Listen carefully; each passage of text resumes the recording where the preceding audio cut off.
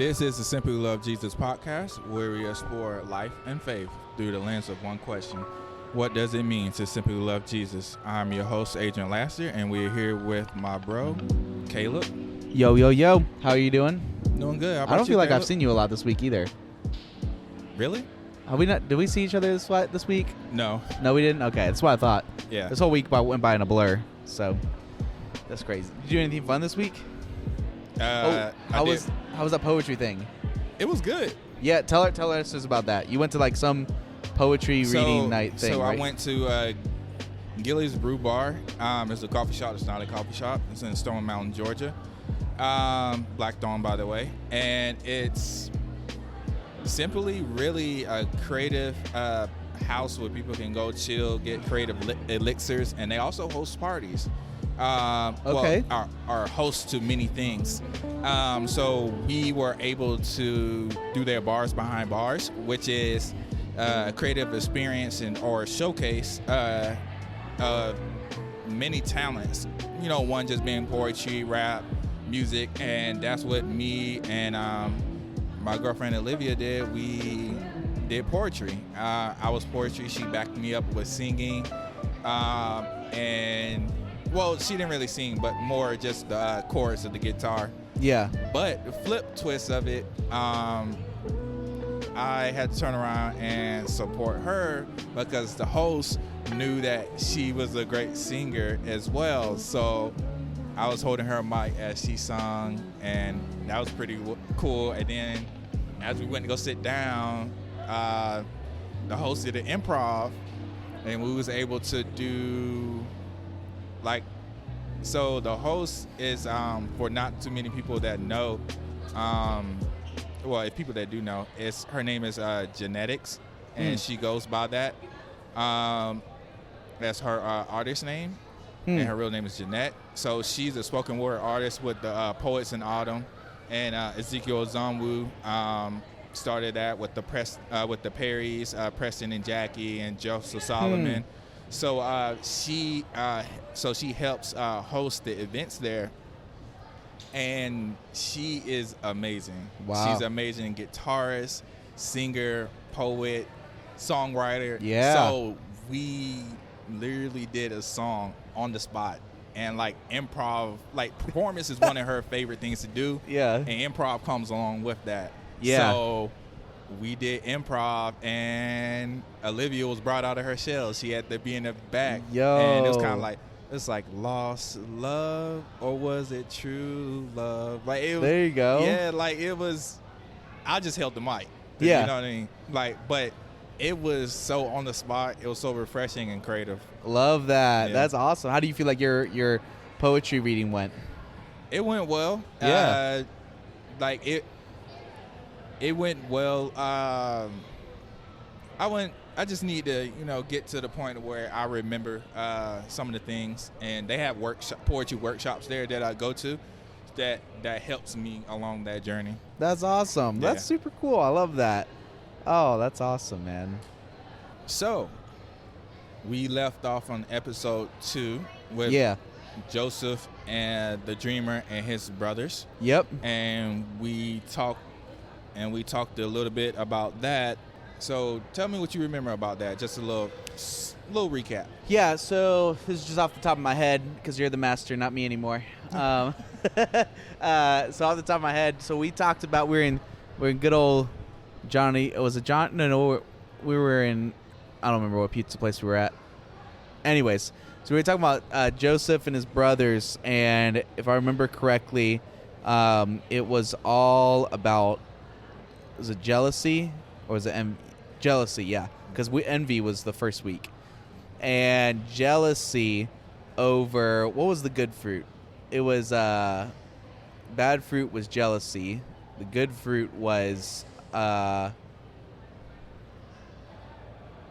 was the good fruit? Listeners, tweet us. Let us know what the good fruit was. Was it trust? No, that's this week. Yeah, that's this week. Wait, hey, you giving away spoilers? Huh? That's spoiler, man. Oh, that is a spoiler alert. Sorry. Yeah, no, man, I don't know why I don't remember. It was about jealousy. We were talking about Joseph's brothers and how they were jealous over Joseph and that their dad favored Joseph. And the idea of how that seeps into our personal relationships. We're jealous when God may show favor on other people, or we're jealous of other people in our life, and we're jealous in an unhealthy jealousy, a jealousy that stirs in us a possessiveness. And the reality is that there has to be a certain level of faithfulness. There has to be, if you want a healthy relationship with not only people, but that was the fruit, faithfulness. Was it faithfulness? Yes. Okay, yeah. So you had this jealousy, and they're jealous of their dad, but the reality is of being faithful to him and being faithful to God in the same way how us and our relationship with God can become toxic when we become jealous, when God starts blessing other people and we become jealous of that in an unhealthy way. That if we just are faithful to God and recognize that he is faithful to us, that will produce a healthier relationship. So that's a short version of what we talked about last time. Amen, preacher. Oh yeah. Yeah, that really, I don't know why it took us a minute to remember the faithfulness. It's been a hot second. No, because like trust was a byproduct of that. Trust is a byproduct of that. Yeah, there's overlap. Yeah. There was overlap in that. That's the reason why we kind of said that. Yeah.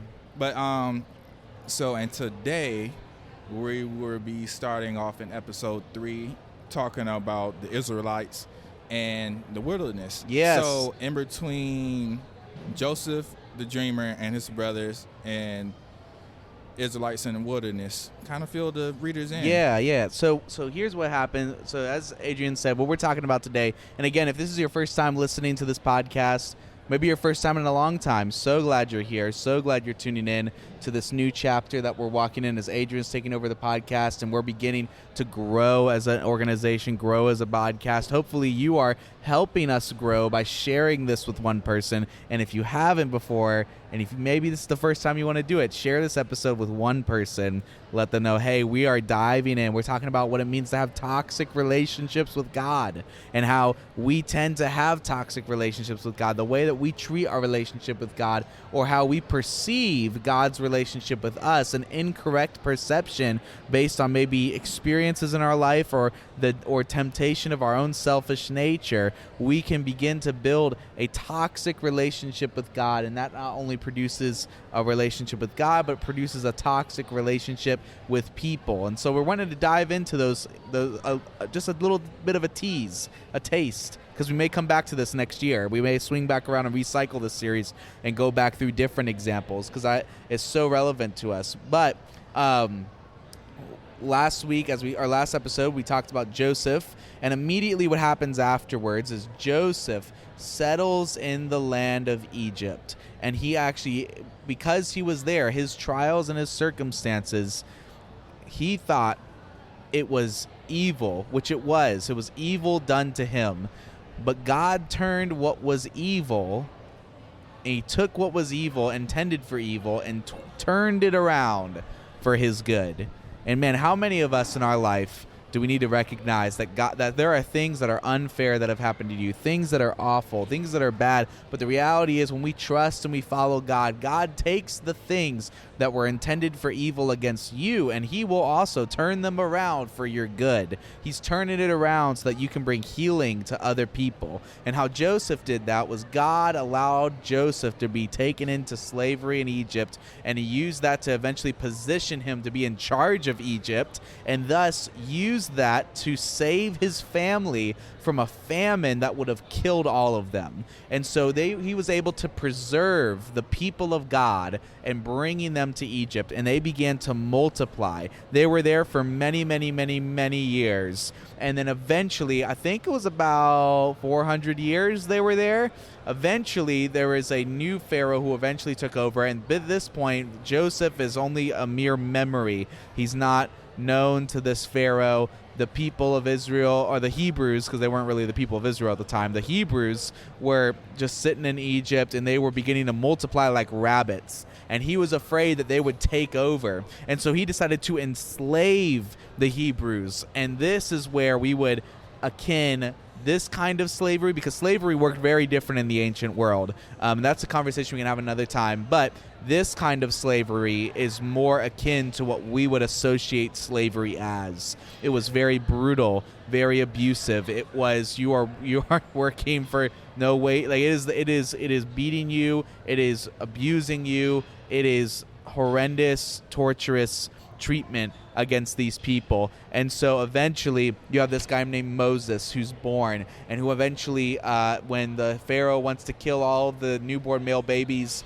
to prevent them from populating even more, Moses is spared by God's grace, and he is spared and eventually makes it into Pharaoh's household.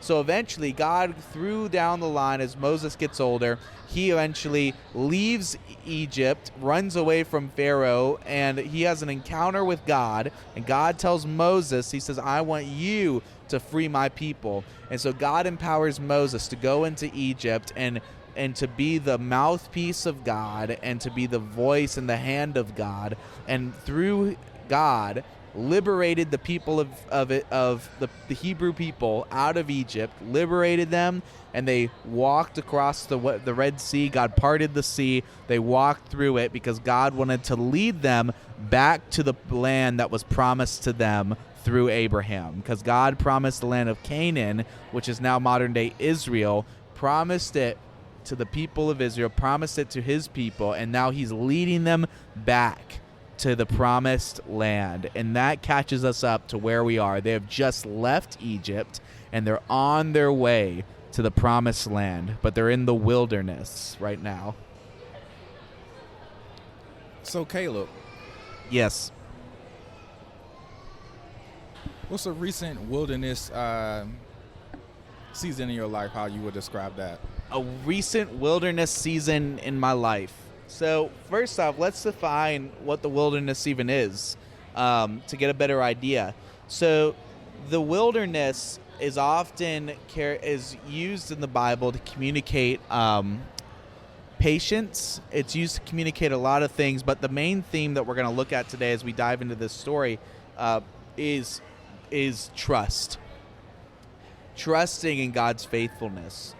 The wilderness was a place of, it was unpredictable. It was difficult to survive. For 40 years, they ended up were in this wilderness, and they were walking back to the promised land. And so the Hebrew people, as they're in this wilderness and they're in these times, they're in this emptiness, because it's not like wilderness like if you're down here in good old Georgia and you go in the backwoods of the woods and you just go down with the creek and you go down and do your hunting and stuff like that. No, the wilderness in Israel is like deserts. It ain't just like camping out in the woods. This is not wilderness with trees. This is the wilderness like the wild, and it's unpopulated. It's desert. It's unforgiving. And the wilderness was just dry. It's a place it was dryness and emptiness, and you have to survive. And oftentimes when I think of the wilderness, there's a lot of wandering. There's a lot of patience. There's a lot of, I know where I'm going, but I'm not there yet. I know where my destination is, because that's what we see with the people of Israel, or the Hebrews at this time. They know where they're going, the promised land, but they have to venture through these trials to get there. They have to venture through this unknown land where all they have is the person who led them out of Egypt and is leading them to the promised land. They're 100% dependent on God. And so for me, I think a wilderness season, the first thing that comes to mind was when I chose to actually step out of pastoral leadership, to step down from my career as a youth pastor, and started Simply Love Jesus officially as an organization. I've been kind of running after this since I was 19 years old, but it wasn't until 2020 that I officially stepped down from my career as a youth pastor and started up this as an actual organization and got it founded, and began running after this as my career pursuit. And when I did that, I knew that I was going after where God was leading me. I knew I was running after where God was leading me. But in the journey to get there was met with trials and tribulations in my life that looked like certain circumstances in my life that did not go the way that I intended. Also, just creeping behind me are these skeletons in the closet filled with depression and anxiety and hopelessness because of a lot of unaddressed trauma in my life. And even as I began to persevere through those trials, persevere through a season of deep depression, which I've struggled with chronic depression all my life, but this was like to the point of, for about almost a whole year, was suicidal thoughts and was literally on the edge of suicide for a long time because of this hopelessness that had overcome me, and still having to choose to persevere through that. And even through disappointments, even when ministry opportunities didn't happen, when it just seemed like everything was really just not working. And at the end of that, I had to choose to say, it doesn't make sense, but the best I can do is just keep moving forward. I don't know how it's going to happen. It doesn't make sense to me right now, but I have to keep moving forward. I have to trust that somehow this is going to pull through in the end. And so, yeah. It's a real good question, Caleb. Answer, my bad. What about you? What do you think of when you think of fried. wilderness season? Wilderness season for me, the typical, pandemic, story. So yeah, I don't mean that anybody listening. I don't mean that any type kind of way. Yeah, well, I mean, it impacted everyone in different ways. Yeah, it's just that it grew a lot of loneliness. It grew a lot of frustration, a lot of all the demons and just crap that I've done that I swept underneath the rug or kept as a backpack and didn't unload it. And just spending time with yourself, knowing that you were actually afraid of yourself most of the time because the world had completely pretty much stopped. Yeah. Like there's counts of history in how things played out like this similar. Yeah. But me in my lifetime, I've never experienced anything like that. Where the economy completely shut down unless you was an essential worker. Yeah. And I was like, what am I going to like? I was so used to doing this, doing that. The sense of security was just taken away. The sense of security and the sense of distraction. Yes. I never knew how much I like to distract myself from myself because, I didn't want to, deal with myself. That's right. That's right. Well, honestly, I mean, that kind of speaks into even a little bit of the context that the Hebrews are dealing with, which we're going to dive into here in a moment, because you think of just even the security aspect. When we were in the pandemic in 2020, everyone got removed their sense of security, whether it was their 9-to-5 job, whether it was all of a sudden, hey, you can't come to work, whether some people lost their jobs. Some people, I think of my friend Johnny W., who's a really well-known comedian who travels all over the country. Go look him up. He's hilarious. Tours with this another really funny comedian named Tim Hawkins a lot. And he's got a lot. He's just really, really, really funny. But, I think of my comedian friends, when 2020 hit, they lost all of their income because they lost all of their gigs. So they had to become creative. And they had to figure out, how in the world am I going to make money? How am I going to sustain myself? My entire life's work is at jeopardy here, which brings in income. So that sense of security is taken away. And that is also what the Hebrews dealt with, because if you read through the book of Exodus or you read through Numbers, you'll read a number of different times where the Israelites, they complain a lot. And one of their biggest complaints will be it would be better off if we were just back in Egypt. We were better off in Egypt. Despite the torture and the abuse and the abusive slavery that they were enduring, it was a sense of security for them because at least something was consistent. At least they had bread on their table. At least they had a bed to sleep on. So there's that sense of security that when we have security removed, we can become desperate to avoid doing what's right, desperate to avoid, in your scenario, addressing who we are and some of the problems that and faults that we have underneath. When we have security removed, it really puts the question, which is the same question they will wrestle with, which is the same question we will wrestle it with together, and what you may be wrestling with right now. Who are you going to trust? At the end of the day, when all security is taken away, who will you trust? Will you trust your wisdom, or will you trust God's wisdom?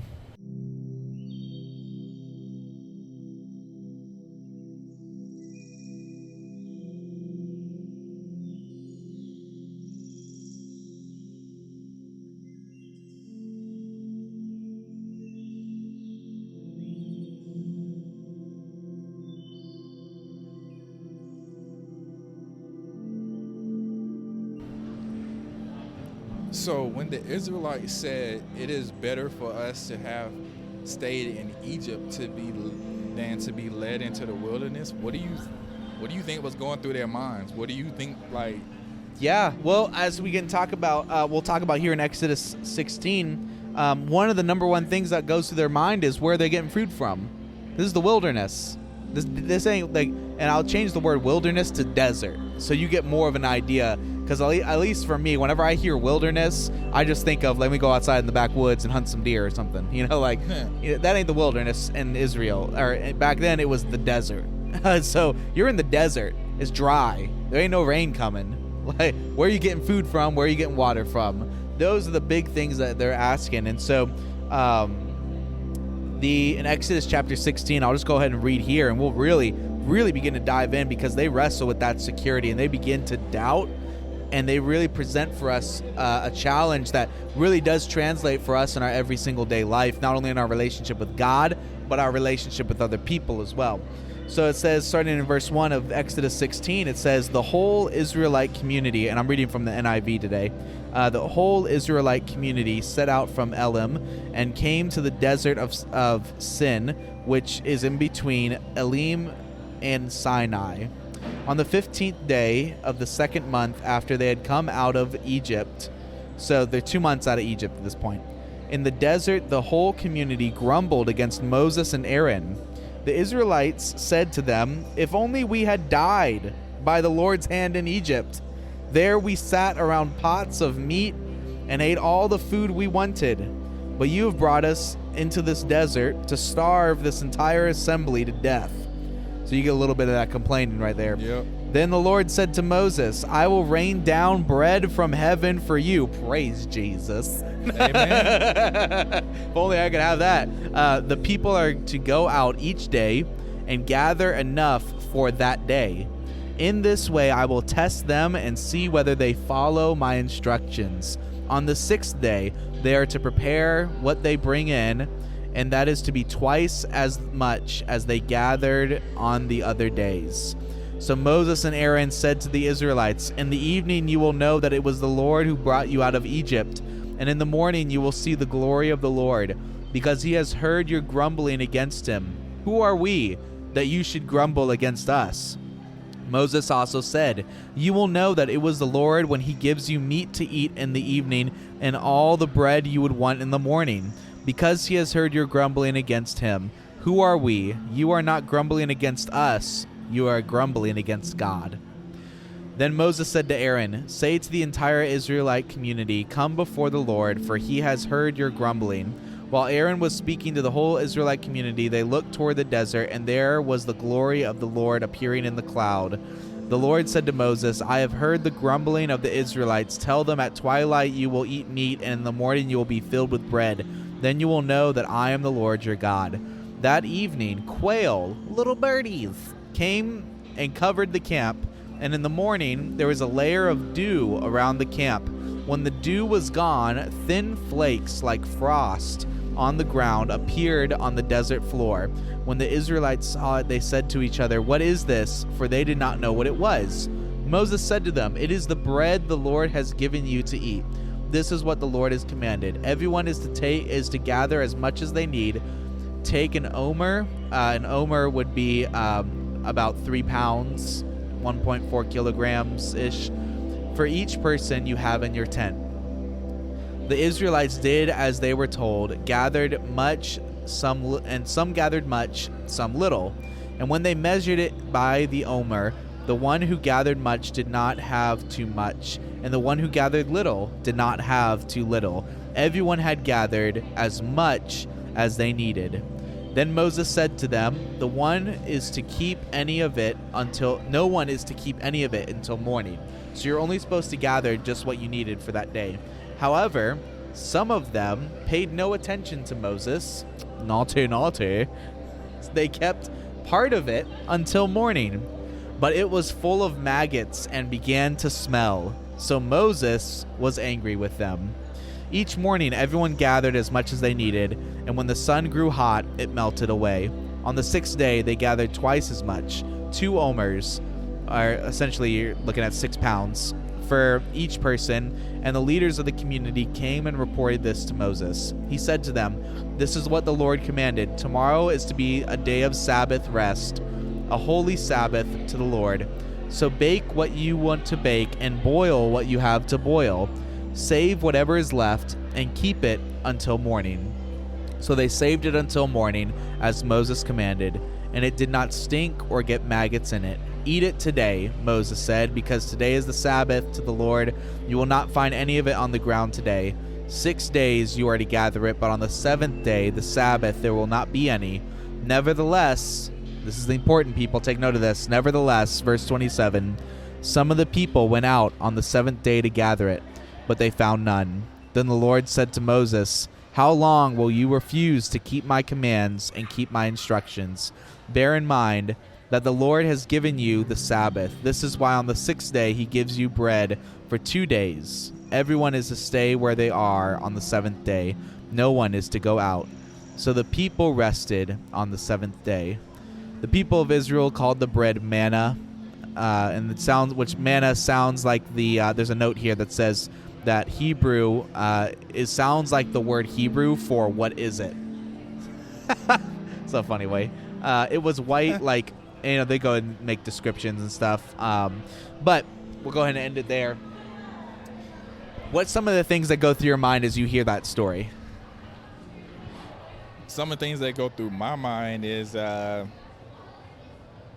though God provides for us, sometimes we still can be disobedient and not follow instructions, because it did say only gather what you need for that day and don't save it until the morning. Yeah. And there were still people that was like, forget this guy Moses. Yeah. He's a hackbag. He's a party pooper. Like, and then now in the morning, their food has maggots in it. Yeah. Well, I would say it goes deeper than that, because it's not as much about, forget this guy. But also, the fact that they turned their nose at Moses is the reflection of what their relationship with God was, because Moses is a sign of authority there, and it does say that what we're supposed to obey authority. Yeah. And a lot of us that are rebellious towards authority, you can look at our relationship and we're rebellious towards God as well. Yeah. So that was a reflection of them disobeying God, because those were God's instructions. But also, how many times do we disobey God and just eat on the scraps that he has not intended for us to eat? I wonder how many people actually woke up in the morning and thought, hey, let me just throw the maggots out of there and continue eating this and then go back out. Yeah. I think you raised a good point. I think the other thing is recognizing that even though God had given them enough for today, in the back of their mind they thought, it may not be enough for tomorrow. I need some for tomorrow. And what do you call that? Doubt. Ooh. They doubted whether God would be faithful to keep his promises. What's a more elaborate word for doubt? They're in a desert. They're hallucinating. Starts with a D. Starts with a what?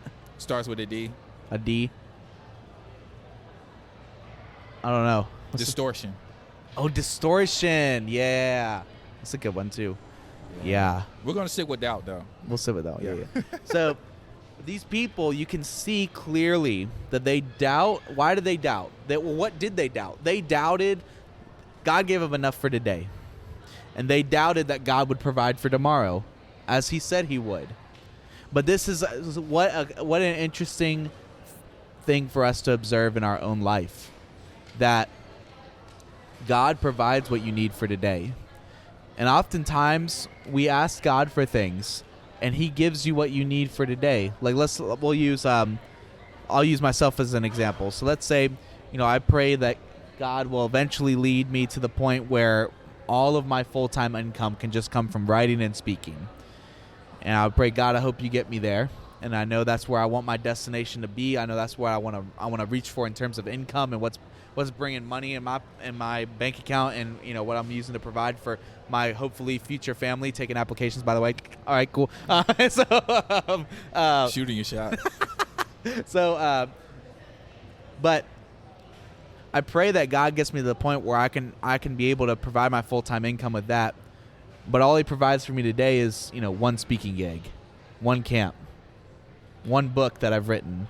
That's all, and when I go and I do those things and God works and it's beautiful, but then naturally in the back of my head is already the natural doubt of, am I really going to get there? Is God really going to help lead me there? Is God really going to provide these things? I know this is what I've prayed for. I believe that this is where God's leading me, but is he really going to get? So what do?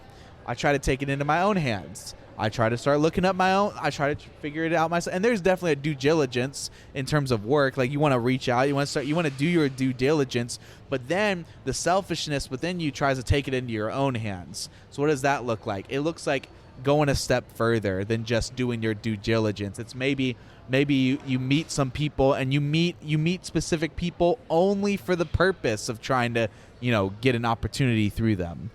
How many musicians find out that somebody works for a record label or whatever, and the only reason they want to be friends with him is maybe he'll hook me up with the record deal?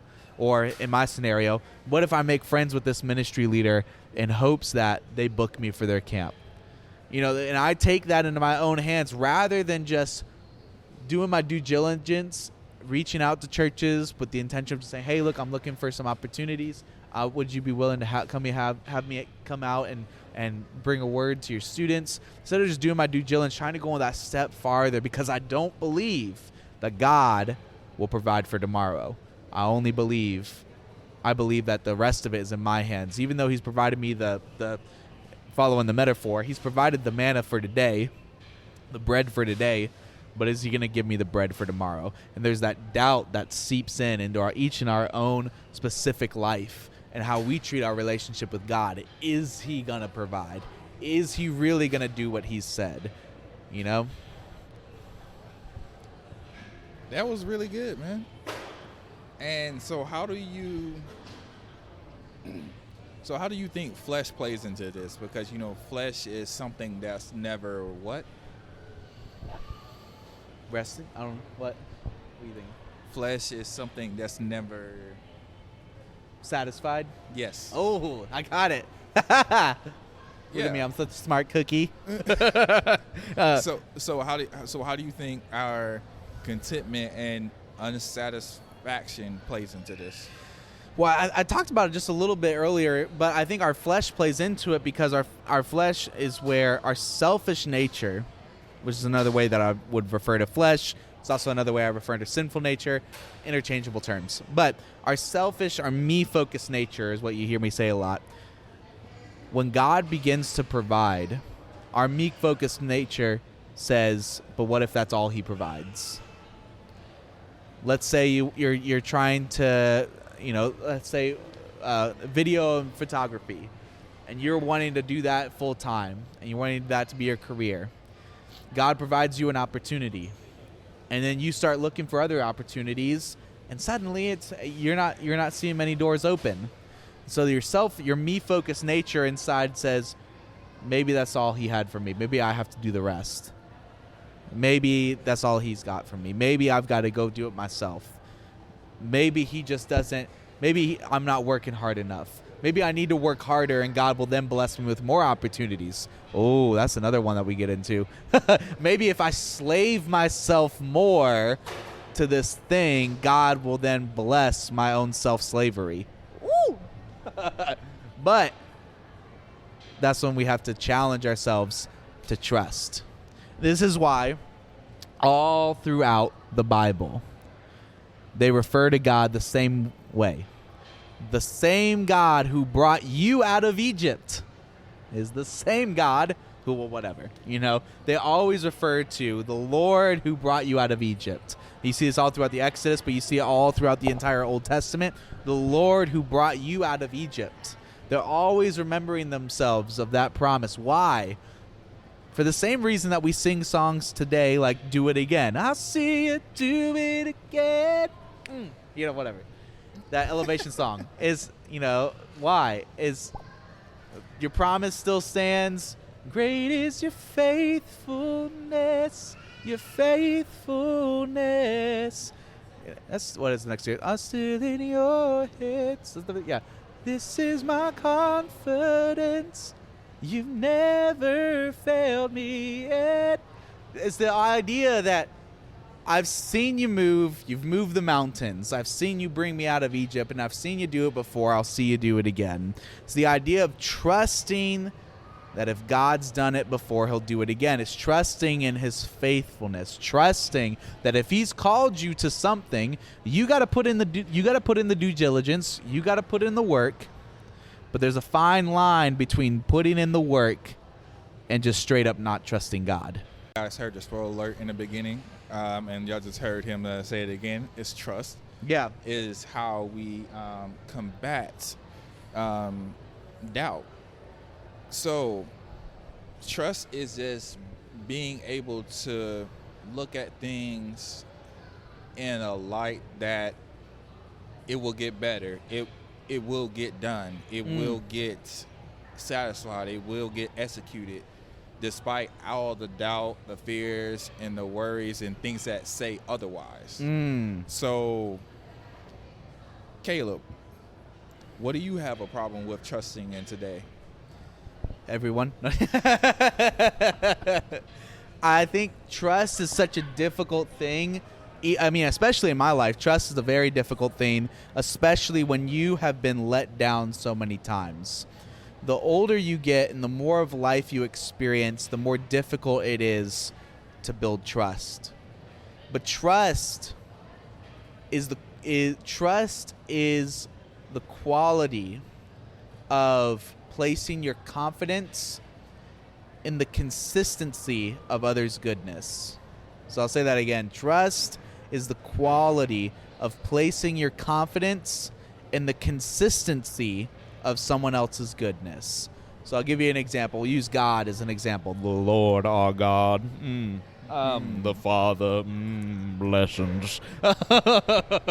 So we'll use what's often used in the Bible. The Lord who brought you out of Egypt. They are always reminding the people of Israel that the Lord God is the one who brought them out of Egypt. Why? Because in the times of their trials and their tribulations, the reminder that God was faithful to bring our suffering people out of slavery and liberate them into a promised land. God is faithful to do that. He's faithful to provide the bread for today, every single day. That's where we get the whole give us our daily bread, because it comes back to this story of him literally providing their daily bread. So, little Bible fun fact for you. That's what Jesus is referencing in the Lord's in what is called the Lord's Prayer, is the idea of give us our daily bread. This was their daily bread, trusting in that every day he will provide for your needs. Why? Because he's been consistent to be good and faithful and loving, and his timing is always right. And the same thing is also true for us, that we would begin to trust, that we would trust in God's goodness. Every single day you have woken up. We take those little things for granted. The fact that you have woken up today, there's a sun that's rising. The sun is faithful to rise every day. The moon is faithful to rise every night. every day is the consistency and the reminder that God still reigns, that he is still faithful, he is still good, that he still loves you. And even when it doesn't make sense, God is still faithful. Even when it doesn't make sense, he's still faithful. He's still working. He's still doing things. He's still working it all together for the good of those who love him. Does that answer your question? Yeah, it does. Okay, cool.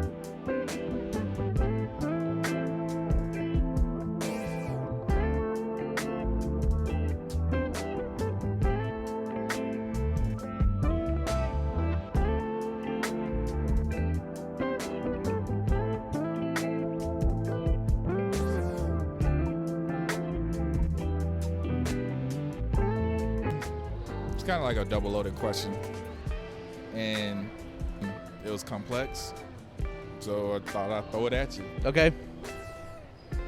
How can we trust God without displaying doubt? How do we trust God without displaying doubt? Yes. I don't know that you necessarily need to. Like, trust is not necessarily the absence of doubt. Trust is trust is placing confidence in the consistency of someone else's goodness in spite of my doubts. So even when you're tempted to doubt, so I wouldn't say necessarily is the absence of doubt, but the choice to not embrace doubt. You'll be tempted with doubt. You'll be tempted to doubt God. You'll be tempted, and the enemy will come against you and tempt you and fill you with worry and anxiety. What if it's not going to work together? What's going to happen here? What's going to happen here? Whatever, like it all spirals out of control. But at the end of the day, even despite all of those feelings, you tell yourself, I'm going to trust him. I'm going to trust him. Maybe you got to preach it to yourself 1,000 times. Maybe you just got to call up a random friend and say, I'm trusting him. And they're like, why? What are you talking about? It doesn't matter. I'm trusting him. That's it. You just hang up the phone. Like, whatever it is, trust doesn't necessarily have to be the absence of doubt, but the decision to persevere and place your confidence in his goodness in spite of the insecurities and in spite of the circumstances around you that want to tempt you to jump ship and take control of it yourself. That's really where the practicality comes from it. Because when you're giving in to doubt, you begin to take control. When you're choosing to trust, you're letting him have control. You're letting him have control of the outcome of the circumstances and whatever. You're choosing to not take control. You're doing your due diligence. You're working hard. You're doing the best that you can. If you're a musician, you're doing your best to connect with local coffee shops. You're doing your best to email different agents. You're doing your best to email record label. Whatever it is that you got to do. Maybe you're from putting out social media videos of your content. You're doing your part. You're doing the work. But you're letting go of trying to take control of the outcome. Letting go of trying to take control of making sure you are ensuring that it's going to win no matter what. Like, you are taking control. Sometimes you just got to put that in God's hands. You got to trust it with God. Trust that he is making a way. Trust that he's putting it in front of the right people. And I think this probably goes in maybe a next question, but how does this go into our relationship with other people, right? Yeah. Because the same thing is true with other people. Let's use relationships as an example. Even though I'm a single Pringle, some lady out there changed that. But anyways, single Pringle. In our relationships with people, whether it's friendships, whether it's romantic relationships, our trust issues from past hurts can lead us to have doubts in the current goodness of the person we're with. The past hurts, and we will do a direct parallel. The past hurts of Israel in slavery, being whipped and beaten every day, and the trauma that they experienced in that scenario could probably have a direct correlation to their unwillingness to trust in God, to place their trust in something who betrayed. They were living happily in Egypt. They were thriving in Egypt. They was living it good in Egypt. They were prospering as a little mini nation and multiple populations of these Hebrew people that were coming into Egypt, and they were sprouting like bunnies and things was good. And then they decided out of nowhere to pull the plug and enslave all of them. That's a difficult scenario to endure.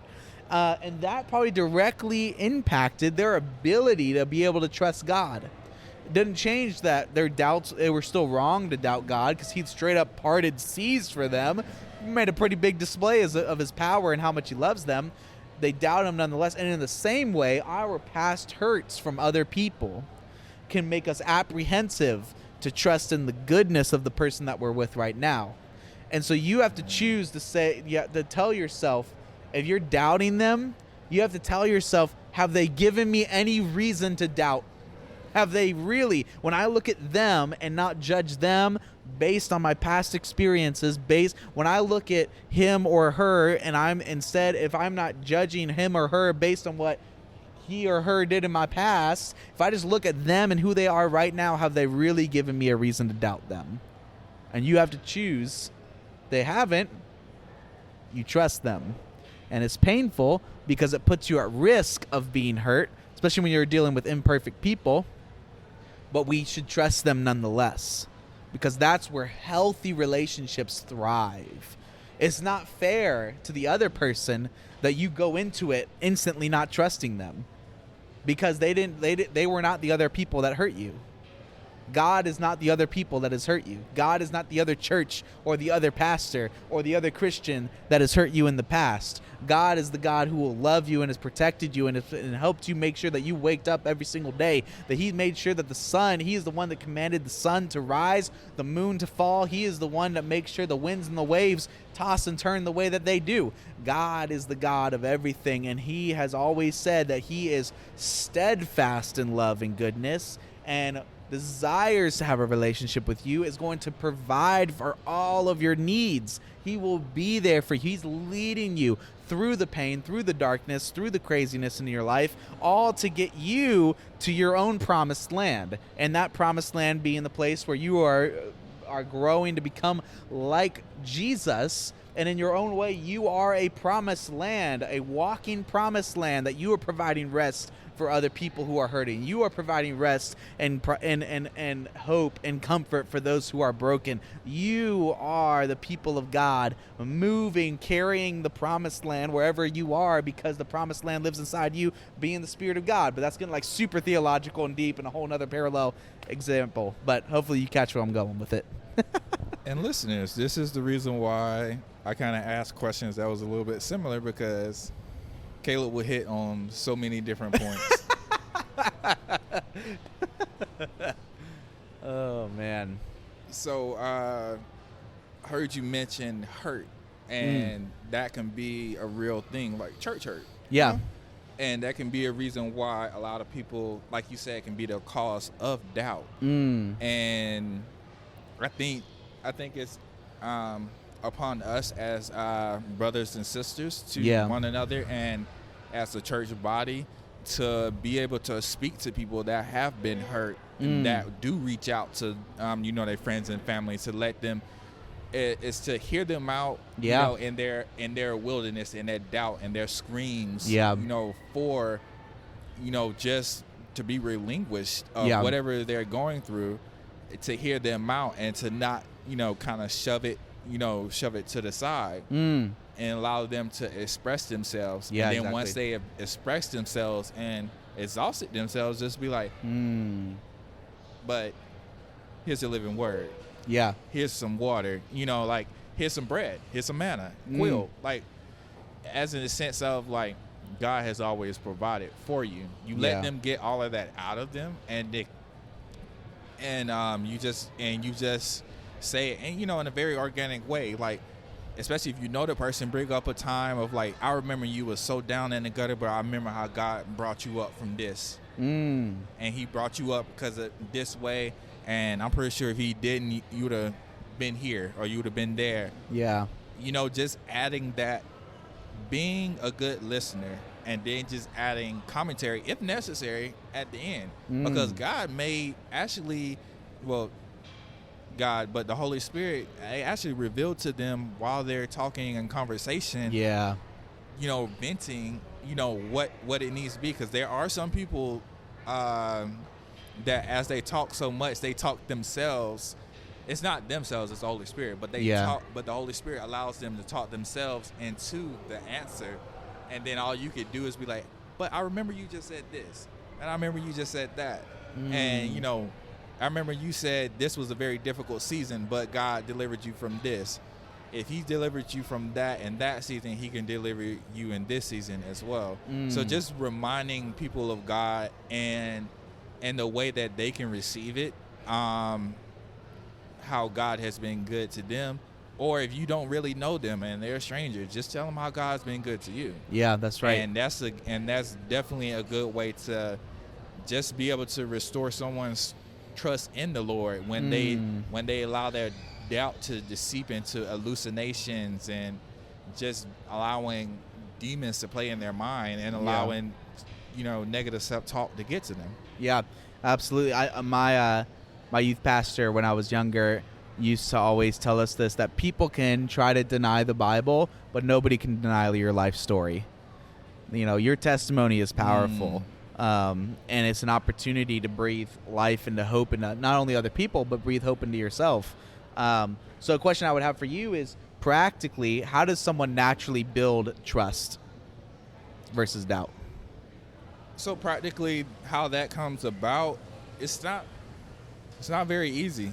You really have to stay in the Word. And because you can't get in front of a mirror and try to do it or talk to yourself without the application of the Bible or And why do you think that prayer. is? Because outside of God, we're a tree or a limb that wilts away. So our efforts outside of the Bible or prayer or meditation or community and trusted counsel is going to wither away. Well, even going to a practical example, why the Bible? So we talked about this. What is one of the things that the biblical authors always were telling the people of Israel? What does Moses always tell them? Remember the Lord your God who did what? Delivered you from Egypt. Delivered you from Egypt. Why is it that he told them that? Because that he delivered you out of slavery and bondage. Yeah. He parted seas for you. Yeah. It's a reminder of what he's already done. Yes. And that's why we also read scripture, so that we can read the stories and the actual testimonies. These are not fairy tales. These are literally historical accounts of things that God has done for the people of God.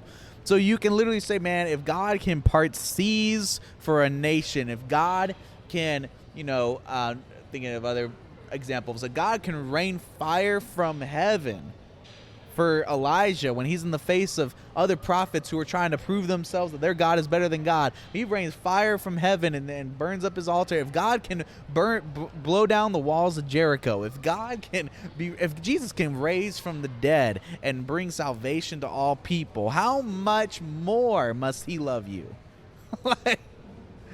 Spoiler alert, guys, just for the next episode. Though King David did curse his family, if God still said that was a beautiful man that was after his own heart, but if he can redeem him, if he can redeem Moses after he broke the commandments, like he can redeem, because so the thing, just like what you said, when you read in the Bible, also the mindset to get yourself in is to be relatable to the characters, because they are actually you. You might not commit those heinous crimes, but you're thinking of, those heinous sins, but you're thinking about it. But you are capable of doing that. So you're not so far removed from being that. Yeah. Or you have patterns of being a liar, habitual, or adulterer. Yeah. Adultery. Adulterer. Adulterer. A cheater. Yeah, cheater. Just being just downright dirty scandal. But we display those patterns whether we act on them or not. Yeah. Whether we we can mentally be thinking about that, whether it's in our heart or if it's just something that we just casually consume as far as just watching. We have to understand that we, as a human nature, have that sinful nature to become that. Yeah. If someone else can do it, we also have the capability of doing it ourselves. So for us to be able to see and be able to relate to that and be like, how can God take this person that has done so much and do so great for them? But also, that's the reason why we don't like to read. We tell people don't read, don't pick at the Bible as a buffet. Because if you read the chapters before and after, those same characters done really great things for the kingdom. Yeah. But they wind up falling into their sinful patterns in their historical events. Yeah. And then you're like, wow, I can never imagine they doing this. How do you think somebody back in the day here of something, like of David doing the sins that he committed after he killed Goliath? That's David that killed Goliath. This just is, it's like, how could he ever do something such as this? This is irredeemable. Yeah.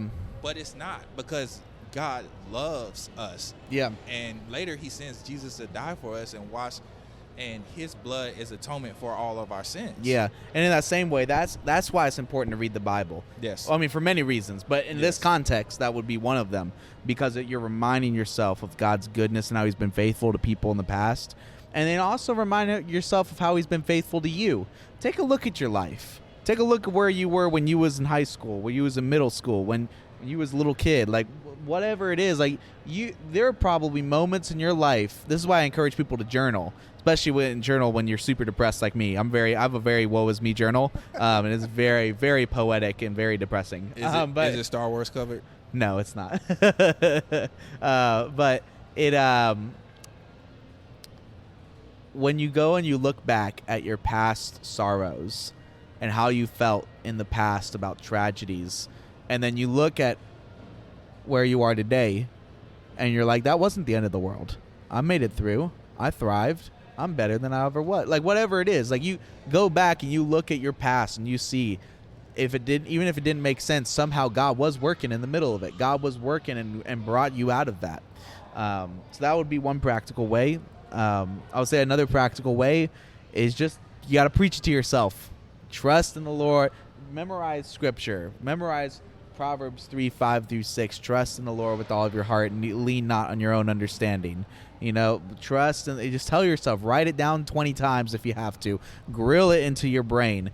Trust in the Lord with all of your heart and lean not on your own understanding. Is that right? Was that Proverbs 2:5-6? I'm pretty sure that's 2:5-6. I'm gonna get this right for you people. You know what I'm saying? All right, I'm gonna get this. I believe you was right. Was that right? Yeah. Proverbs. Yeah, trust in the Lord with all your heart and lean on in your own understandings. Oh, this is verse 6. In all your ways submit to him, and he will make your path straight. So trust in the Lord. Trust in the Lord. Trust in the Lord. Trust. You got to tell yourself every single day, trust in the Lord. Today, I'm going to trust in the Lord. Today, I'm going to trust in God. Today, I'm going to trust in Jesus. Now, how do you do that? How do you build yourself to remind yourself to do that every single day? How do you get into a regular pattern of your life? Some of you already know the answer. Where's the first step to getting to this place where you trust God every single day? What's the first step to getting this place where you build trust into your life? Many of you know the answer. What do you think the answer is? Starts with what? Practice. Well, practice, yes. Practice makes perfect. Adrian will get there. But it was the first step that many of the listeners will know is you start with a question. Yes. What does it mean to simply love Jesus? I was like, what? Yeah. Every time you'll find this get plugged in every single time somehow, because it works. Because the more that you ask yourself, this is why the first step starts with asking yourself that question. What does it mean to simply love Jesus? Because the more that you ask yourself that question, the more you're going to begin to remind yourself of what? What are you reminding yourself of? You're reminding yourself of what Jesus has done for you, of his goodness and his grace, of how much he sacrificed himself so that you could have life, how much he paid a penalty so that you could have freedom, that you could experience life and life abundantly. And the more that you reflect on that and you reflect on his goodness, already right there, you're realizing, man, I got to dive into scripture. I got to know who God is because he's already so good. And then you're just consistently reminded of his goodness and his grace. And so through that, in the midst of your trials, you're like, of course I'll trust Jesus. He's already done everything for me. So.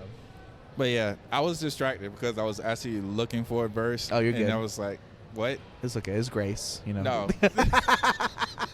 Yes, give that in abundance. Because I was looking at Isaiah 40, verse 29 through 31. He gives strength to the weary and increase the power of the weak. Even youths grow tired and weary, and young men stumble and fall. Yeah. Listen to that. Like, even youths grow tired and weary, and young men stumble and fall. But those who hope in the Lord will renew their strength, and they will soar on wings like eagles. They will run and not grow weary. They will walk and not be faint. Like, yes. Look, I don't care how cliche that is. Like, it's not cliche. It's beautiful. No. I mean, like, what I mean by that in the sense of, like, because, like, I have a favorite worship leader, and he has this thing to where he does Maverick City. I was wait on the Lord. I was just about to say that. No, and at the end he goes into the rephrase version. Yes. And he said, "Wait on the Lord," and then he says, like an eagle that was soaring. He starts flapping his arms. He's flapping his arms Oh, Ananias. I was just about to say that. I was just about to say every time I hear soar on wings like eagles. I swear this is what we call it. We say, "Oh, I'm finna do the ant." Oh, that's so funny.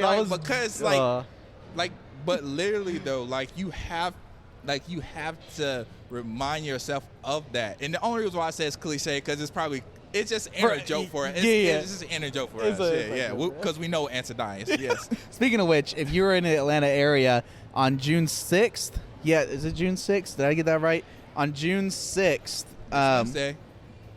Is it this Wednesday? Yes. On June 8th. Sorry. So I got it wrong. So on June 8th, Ananias, the same guy that we're laughing about, he's got a worship night here. It's up in LaGrange, Georgia. Look up Not Just a Moment on Instagram, and you can get more details for it. But we'll be out there supporting him, being part of the prayer team, and just being an altar call response team for them. But yeah, if you're in the Atlanta area, go check out either our Instagram or Not Just a Moment, and you can get more details on that. But shameless plug. Yeah, I'm gonna send this to him. Let him know I got free advertising just then. Hey, it was like, bro, can I get some coffee? Yeah.